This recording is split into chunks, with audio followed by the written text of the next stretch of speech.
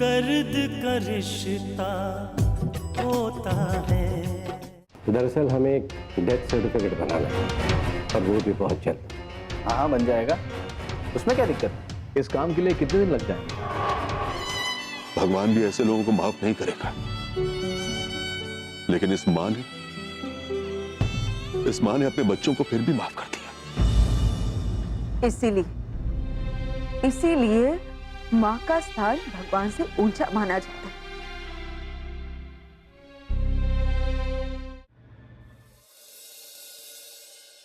भाई साहब, अब पूरे घर को आपको अपने हिसाब से संभालना होगा। माता जी तो रहे नहीं, अब घर में सबसे बड़े आप ही हैं। बस सबसे बड़ी बात यह है कि इस कर्ज से छुटकारा मिल जाए तो सबको सुकून आ जाए। अब पीलीभीत वाली जमीन अगर आप बेचेंगे तो मुझे नहीं लगता कि किसी को एतराज होगा। आके खुद को बचाने के अलावा मेरे पास कोई रास्ता भी तो नहीं है। देखिए, इतनी जल्दबाजी मत कीजिए। अभी तो माँ जी का स्वर्गवास हुआ है। लोग क्या कहेंगे? लोग क्या कहेंगे इस बात पर ध्यान मत दीजिए। लोग क्या कह रहे हैं इस बात पर ध्यान दीजिए अपने हिसाब से। अब ये भी तो संजोग की बात है कि माता जी ने मरने से पहले भाई साहब से कहा था कि वो पीलीभीत वाली जमीन बेच दे। क्या? हाँ, दरअसल बाबूजी का श्राद्ध करने के बाद माँ ने मुझसे खुद कहा था कि सबके कर्ज चुकाने हैं तो पीलीभीत की जमीन बेच दे। जमीन जायदाद होते इसलिए है कि वक्त पर काम आ सके। पापा, दादी माँ ने तो कहा था कि सब कुछ अच्छे से हो गया है, फिर आप लोगों को वहां रुकना क्यों पड़ा? हाँ, वो पंडित ने कहा था कि रात को रहकर ब्राह्मणों को घाट पर खाना खिलाना बहुत जरूरी है, इसलिए मैं वहां रुक गया। शाम को मैं माँ को लेकर होटल चला गया। सुबह माँ ने कहा कि उन्हें गंगा स्नान करना है। ठंड बहुत थी। मैंने माँ को समझाया कि माँ ठंड बहुत है, आप कैसे नहाएंगी, लेकिन नहीं, वो मानने को ही तैयार नहीं थी। अब जो धर्म कर्म को मानता हो वो गंगा घाट पर जाए और स्नान ना करे, ये कैसे मुमकिन हो सकता है? और माता जी तो धर्म कर्म को कितना मानती थी। और उनकी जिद पर ही मुझे उन्हें गंगा स्नान के लिए ले जाना पड़ा। लेकिन बड़े पापा, दादी माँ ने तो एक दिन पहले गंगा स्नान किया था ना? हाँ पापा, श्राद्ध से पहले दादी माँ ने स्नान तो किया होगा ना? हाँ बेटे, पर ये दादी माँ की जिद ही थी, मैं क्या कर सकता था। अब वो ऊपर से जिसका बुलावा आ जाए उसे कौन रोक सकता है अपने हिसाब से। माँ ने गंगा स्नान किया, तभी अचानक उनकी तबीयत बिगड़ने लग गई। मैं उन्हें फौरन अस्पताल लेकर पहुंचा, मगर अस्पताल पहुंचने से पहले ही वो हमें छोड़कर जा चुके थे।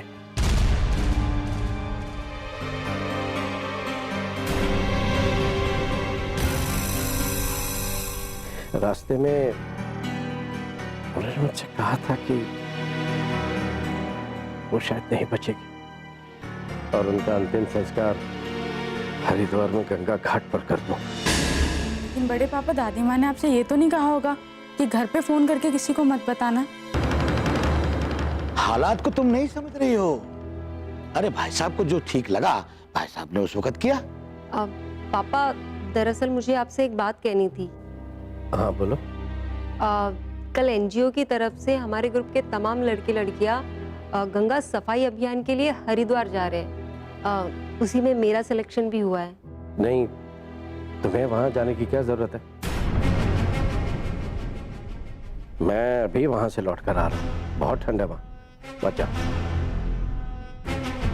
मैं अकेली नहीं जा रही हूँ पापा, ग्रुप के तमाम लड़के लड़कियां भी जा रहे हैं।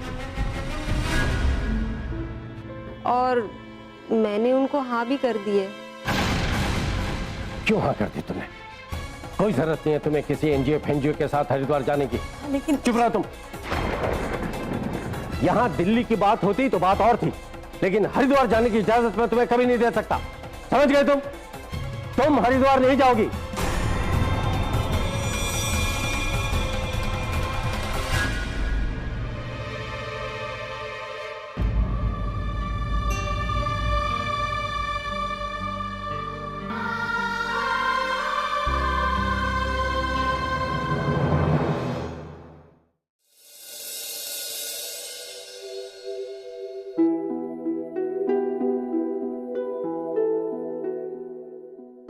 माँ जी चलिए खाना खा लीजिए। अभी से? हाँ। मुकुंद को तो आने दे। माँ जी उन्हें आने में कभी कभी बहुत देर हो जाती है, आप खाना खा लीजिए। ओह, क्या है ना, ठंडी के दिन है तो खाना जल्दी ठंडा हो जाता है, फिर ठंडा खाना खाने में अच्छा नहीं लगता ना, इसलिए खा लीजिए। कहाँ गए थे तुम चंदन? एक दोस्त से मिलने गया था। दादी माँ, आपके साथ जो कुछ भी हुआ वो अनजाने में नहीं बल्कि जानबूझकर आपके बेटों ने आपको यहाँ छोड़ा था। जीते जी माँ बाप तो बच्चों को पालते ही हैं, लेकिन अमर की माता जी जाते जाते भी इन दोनों भाइयों को नया जीवन देके गई। दर्द का रिश्ता होता है। वो अनजाने में नहीं बल्कि जानबूझकर आपके बेटों ने आपको यहाँ छोड़ा था। नहीं बेटा, ऐसा मत कहो। अरे दादी माँ, आपके बेटे इतने खुदगर्ज हैं और आपको इस बात का एहसास तक नहीं है। नहीं बेटा, ऐसा मत कहो, वो ऐसे नहीं है। चंदन तुम ये क्या कह रहे हो? हाँ, किसी के बारे में बुरा भला कहने का हमें अधिकार नहीं है। लेकिन माँ आपको भी नहीं मालूम, उस पीली भीत वाली जमीन के पीछे उन लोगों ने ये सब कुछ किया और अब उस जमीन को बेचने की तैयारियां चल रही हैं। ठीक है बेटा, कोई बात नहीं। जमीन भी उन्हीं की है। उन्हें मेरी बात नहीं माननी तो उनकी मर्जी। चंदन बेटा, तू ना इतना कुछ मेरे घर के बारे में जान लिया है तो एक मेरा छोटा सा काम और कर दे। हाँ बोलिए दादी माँ, बताइए क्या करना है। घर में जहाँ मैं सोती थी वहाँ सामने अमर के बाबूजी की तस्वीर लगी हुई थी। वो देखकर मुझे हमेशा ऐसा लगता था कि वो मेरे साथ ही, मैं अकेली नहीं।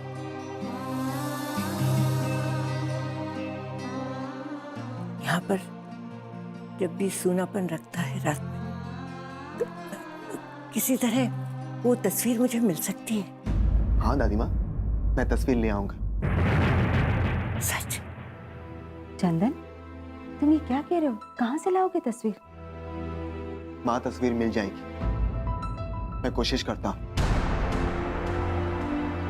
बहुत जल्द दादाजी की वो तस्वीर दादी माँ के पास होगी।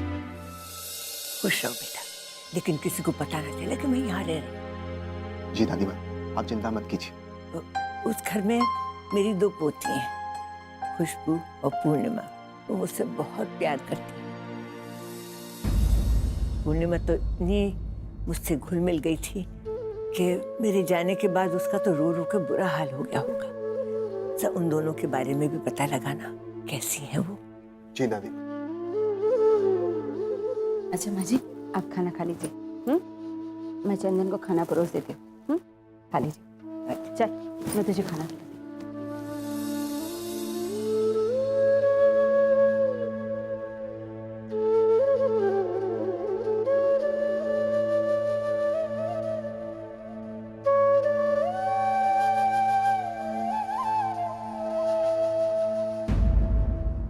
अरे सुन, वो जमीन वाली बात तुझे किसने बताई? वो दिल्ली की रहने वाली मेरी एक रिपोर्टर दोस्त है प्रतिभा, उसी ने मुझे ये सब कुछ बताया था। ठीक है चल।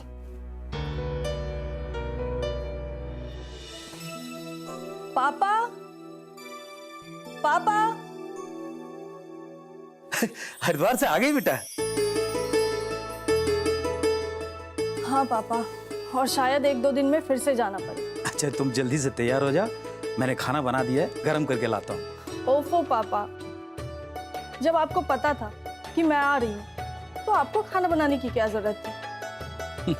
मैं आकर बना देती ना। मुझे मालूम था तुम्हें आने में देरी हो जाएगी और थकी हुई लौटोगी, बस यही सोचकर मैंने खुद खाना बना दिया। अच्छा ठीक है, आपने खाना खाया पापा? अरे तुमने कहा था ना मैं आ रही हूँ, तो मैं अकेले कैसे खा लेता? अच्छा ठीक है पापा, मैं खाना गर्म करती हूँ, फिर दोनों साथ मिलके खाएंगे। ठीक है। और पापा, आपकी कंपनी में सब क्या चल रहा है? कुछ सुधार हुआ या फिर मामला अभी वही है? क्या बात है बेटा, आज तुम मेरी कंपनी के बारे में पूछ रही हो? पापा, हरिद्वार में मेरा एक दोस्त है, पता नहीं क्यों वो अमरनाथ और केदारनाथ जी के बारे में पूछ रहा था। मेरे ये समझ में नहीं आया कि वो उन लोगों के बारे में आखिर क्यों जानना चाहता है। पता नहीं इन दोनों भाइयों ने कहां कौन से चक्कर चला रखे हैं, ना जाने किस किस से पैसे ले रखे हैं। जीते जी माँ बाप तो बच्चों को पालते ही हैं, लेकिन अमर की माता जी जाते जाते भी इन दोनों भाइयों को नया जीवन देके गई। जब तक वो जिंदा थी पीलीभीत की जमीन तो नहीं बिक सकती थी, लेकिन उनके मरने के बाद अब उस जमीन के अधिकारी तो यही दोनों हैं ना।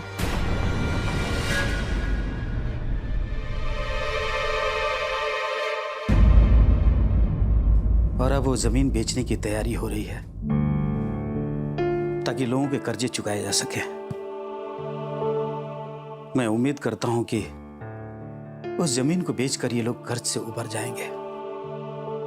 माताजी के जाने से ये लोग बर्बाद होने से तो बच गए, लेकिन इतने कर्जे में डूबे होने के बाद भी इनकी अकड़ अब भी वही है। और सबसे ज्यादा अकड़ तो उस बांके लाल में है तो उनका चचेरा भाई, लेकिन खुद को ऑफिस का सबसे बड़ा मालिक समझता है। मुझे तो उसकी नीयत ठीक नहीं लगती। फिर भी देखो, रहता उन्हीं के घर में है और उन्हीं के ऑफिस में काम करता है।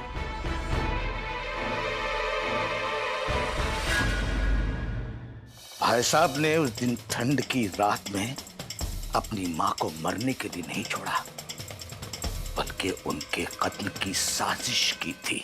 दर्द का रिश्ता होता है।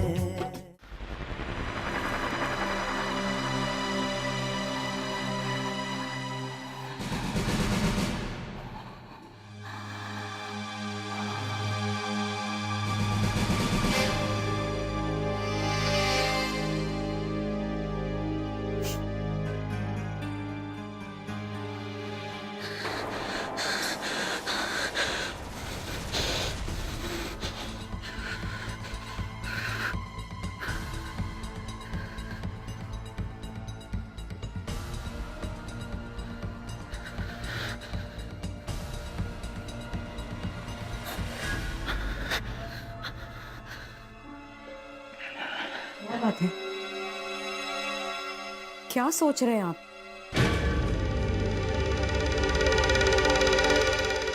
सोच रहा हूं कि इस खेल को बंद तो होना नहीं चाहिए।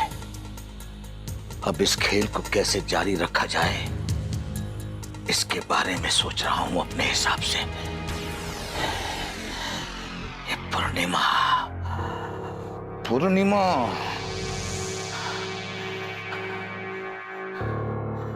समझ में नहीं आता कि इसके दिमाग में क्या चल रहा है। न जाने कैसे उल्टे सीधे सवाल उठा रखे। मुझे तो लगता है कहीं उसे शक तो नहीं हो गया? शक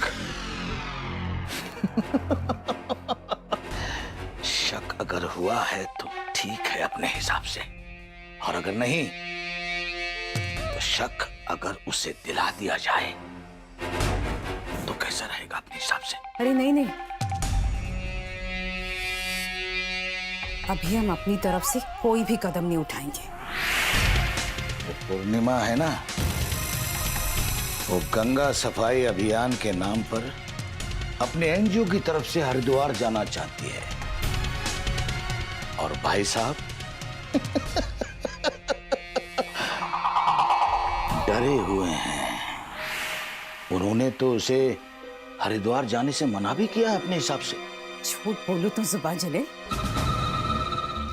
इन लोगों को तो ऐसे मोड़ पर लाकर खड़ा कर देना है जहां पे इनका हाथ थामने वाला भी कोई ना हो। आएगा वो दिन, बहुत जल्द आएगा नैना। भाई साहब ने उस दिन ठंड की रात में अपनी मां को मरने के लिए नहीं छोड़ा, बल्कि उनके कत्ल की साजिश की थी। क्या की थी? कत्ल की साजिश। खेल तो अब शुरू हुआ है नैना, देखती जाओ अपने हिसाब से।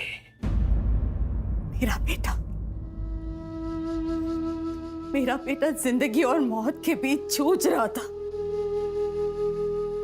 और तब इन लोगों ने हमारी मदद करने से साफ इनकार कर दिया था। बस इस बात का एहसास तो उन्हें हमें जरूर दिलाना है, जरूर दिलाना है। इसी पाप की सजा मिलेगी नैना, इसी पाप की सजा मिलेगी। इनकी खुशियों में ऐसी आग लगेगी कि कोई बुझाने वाला नहीं मिलेगा, बचाने वाला नहीं मिलेगा, नहीं मिलेगा बचाने वाला। और तब उस दिन मैं इन्हें बताऊंगा कि इनकी वजह से मैंने अपना बेटा खोया। मुझे आज भी वो दिन याद है जब मैं ऑफिस में गया था और इनसे कहा था कि मेरा बेटा जिंदगी और मौत के बीच में जूझ रहा है। बड़े भाई साहब बचा लो, केदारनाथ बचा लो, बचा लो मेरे बच्चे को। इन्होंने मेरी कोई मदद नहीं की। मैं मदद चिल्लाता रहा, लेकिन इन्होंने मेरी कोई मदद नहीं की। सब याद है, सब याद है।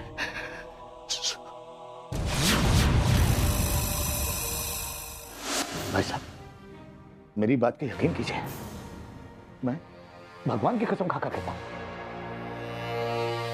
कि मेरे बड्डी की तबीयत खराब, मुझे ब्रेन ट्यूमर है। अगर 2 दिन में उसका ऑपरेशन नहीं हुआ तो उसकी जान भी जा सकती। बाकी भाई साहब, आपको याद है 3 महीने पहले भी आप हमारे पास आए थे ये कहकर कि भाभी जी की तबीयत बहुत खराब है,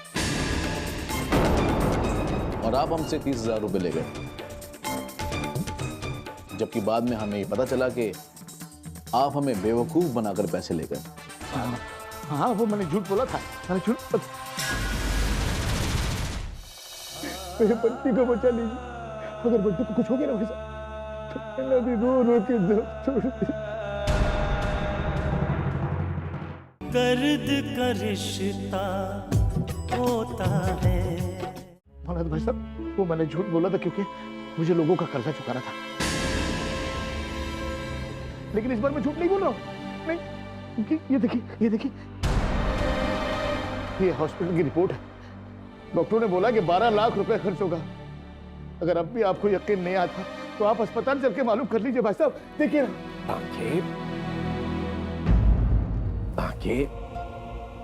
आंखें, तुम तो हमारी हालत भी देख ही रहे हो। हमारी कंपनी दिन पर दिन नुकसान में जाती जा रही।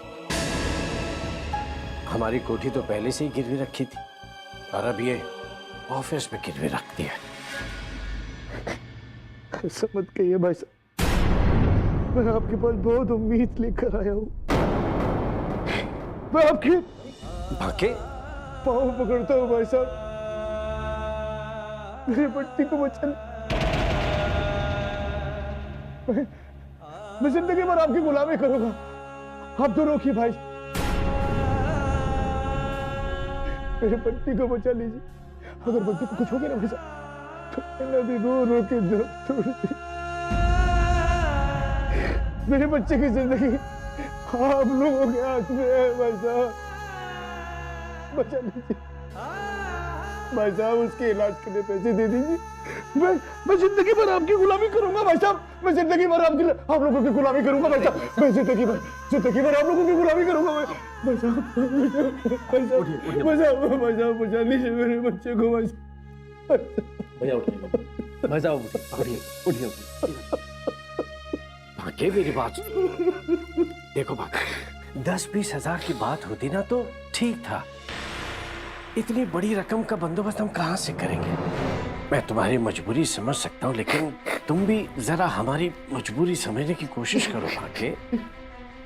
साहब, हमारी हालत तो ऐसी है कि हम अगर मार्केट से कर्जा उठाना चाहे भी तो कर्जा नहीं उठा सकते।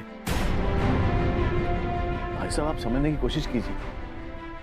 आपको पैसों का इंतजाम कहीं और से करना होगा।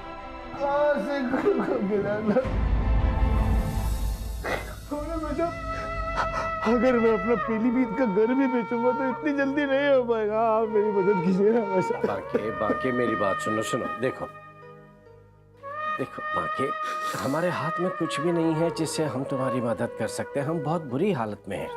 हम तो खुद कठिनाई से लड़ रहे हैं, तुम्हारी कठिनाई कैसे दूर कर सकते हैं? बाकी तुम पैसे का बंदोबस्त कहीं और से कर लो प्लीज। भाई साहब मेरी मदद कर देगा। भाई साहब प्लीज ये मत कीजिए, प्लीज समझिए, प्लीज प्लीज।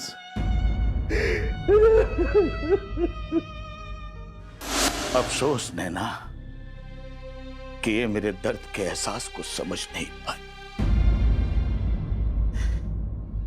एक इकलौते बेटे को खोने के बाद इंसान कैसा महसूस करता है, ये समझ नहीं पाए।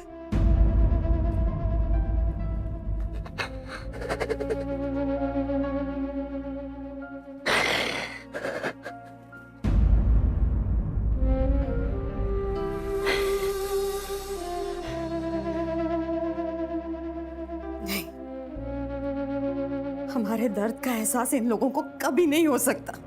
मैं इन्हें एहसास दिलाऊंगा।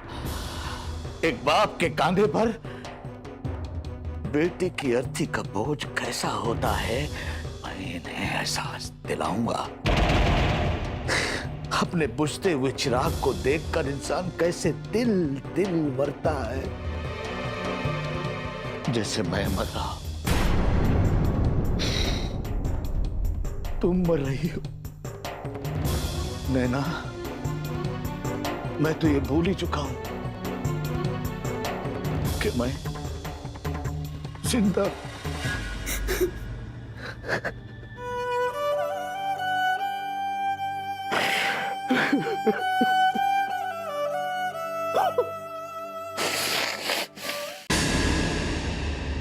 क्योंकि मैं अपनी मां को खोकर आया हूं और उसका दुख मैं अब तक बर्दाश्त नहीं कर पा रहा हूं।